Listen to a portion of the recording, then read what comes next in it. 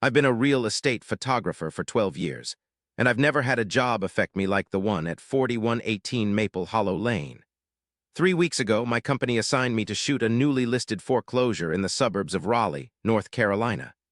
The house was a two-story colonial revival with peeling white siding, a cracked front walk, and a sprawling oak tree in the yard that had long ago wrapped its roots around the foundation like fingers around a throat. The listing agent said the property had been vacated suddenly. The previous owner, a woman named Eleanor Cross, had been committed to a psychiatric hospital under a Jane Doe order. No family had stepped forward. No personal belongings had been claimed. I showed up on a Thursday afternoon. The sky was that dense, bruised color you get before a summer thunderstorm, and the air smelled like wet leaves and copper. My gear bag felt heavier than usual as I walked up to the front door. The lockbox held a single key, tarnished almost black, as if it had been dipped in something that had long since dried. The moment I stepped inside, I knew something was wrong. It wasn't the dust or the smell of mothballs and stale coffee. It wasn't the way every blind was drawn tight, turning the house into a dark box. It was the photographs. Every wall in the entryway was covered with them. Hundreds of framed pictures hanging in overlapping rows like scales on a fish. And every single photograph was of the same thing, a closed closet door. Not a child's birthday party, not a vacation to the beach. Just a plain white door with a brass knob photographed from slightly different angles in slightly different lighting. I counted 47 frames in the hallway alone, 47 photos of nothing. I told myself it was just a quirk. Some people collect spoons. Some people obsess over doorways. I set down my gear and started with the living room. The house was unfurnished except for a single wooden chair in the center of the dining room, positioned to face a wall. On that wall, someone had written in careful cursive, over and over again in what looked like pencil, "She is not sleeping." The first time I saw it, I laughed nervously and adjusted my exposure settings. The second time I looked, I noticed the carpet around the chair. It was worn thin in a perfect circle, as if someone had been turning in place for a very long time. I finished photographing the living room, the kitchen, the downstairs bathroom. Every room had the same strange setup, a chair facing a blank wall, and on the wall some variation of that phrase. She is not sleeping. She is waiting. She counts the steps. The handwriting got smaller and more frantic as I moved toward the back of the house. By the time I reached the hallway leading to the basement door, the letters were so tiny I had to get within inches to read them. She knows when you stop walking. I should have left.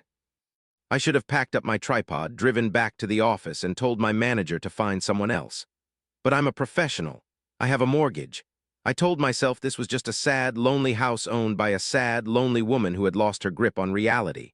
So I went to photograph the upstairs. The staircase groaned under my weight in a way that didn't seem structural. It sounded more like a voice, low and tired, complaining about my presence. At the top of the stairs, the hallway stretched in both directions, lined with 6 closed doors. I picked the nearest one at random and pushed it open. It was a bedroom, empty except for another wooden chair. But this chair wasn't facing the wall. This chair faced the closet, and the closet door was open. Inside, there was nothing, just an empty rod and a faint, sweet smell like rotting flowers. I took my photos quickly, not bothering to frame them properly. I just wanted out. That's when I noticed the closet had no back wall. It extended deeper than it should have, disappearing into darkness. I'd photographed closets in 1,000 houses. They all end at a drywall seam or a stud. This one didn't seem to end at all. I aimed my flashlight into the darkness. The beam caught something about 15 feet back, a pair of bare feet, toes pointing upward as if someone was lying on the floor. I screamed, stumbled backward, and hit the wall. The feet didn't move, didn't twitch.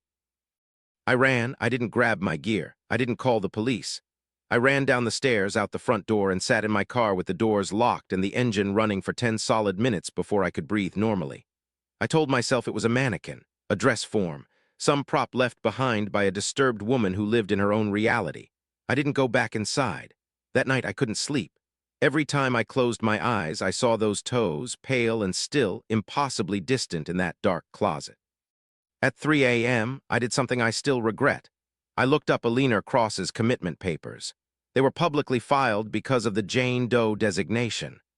I found the psychiatric evaluation, the court order, the testimony from neighbors who said they hadn't seen Alina leave her house in over 7 years.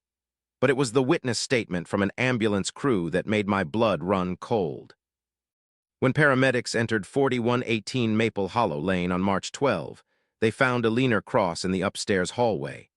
She was kneeling in front of a closet door, rocking back and forth, her fingers raw and bloody from scratching at the wood. When they asked her what she was doing, she looked up with eyes they described as completely gone and said, "I'm listening for her breathing, but she stopped last Tuesday." The paramedics assumed she was talking about a child. They searched the house. There were no children. There was no evidence a child had ever lived there. But the closet in the master bedroom had been boarded up from the inside. 3 layers of plywood nailed directly into the framing. I went back the next day. I don't know why. Maybe I needed to prove to myself I wasn't scared. Maybe I needed to see that empty space and laugh at my own fear. The front door was still unlocked. I walked past my abandoned tripod in the living room, past the dining room chair, past the tiny, frantic handwriting that now felt like it was screaming at me from every wall. I climbed the stairs, my footsteps too loud in the silence, and I walked to the master bedroom. The closet door was closed. I knew I'd left it open. I distinctly remembered stumbling backward through it, pulling it shut behind me as I fled.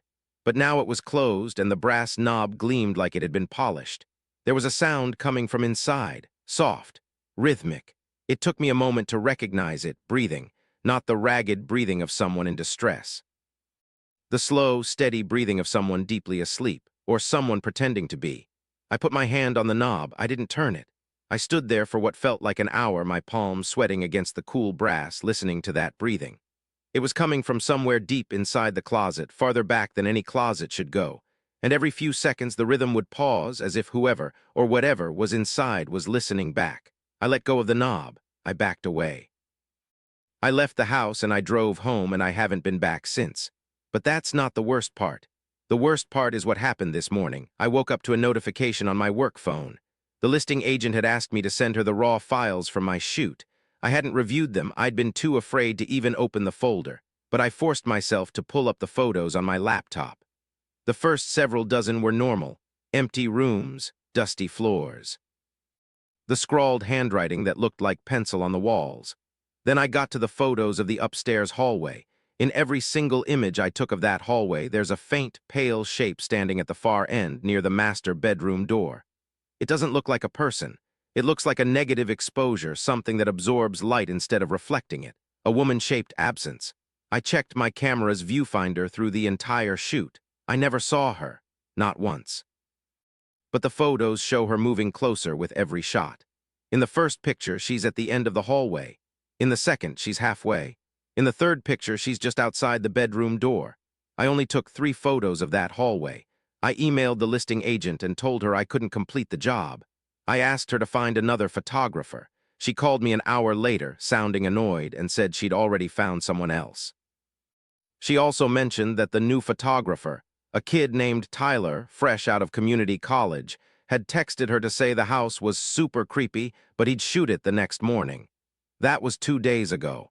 I checked the county real estate portal this afternoon.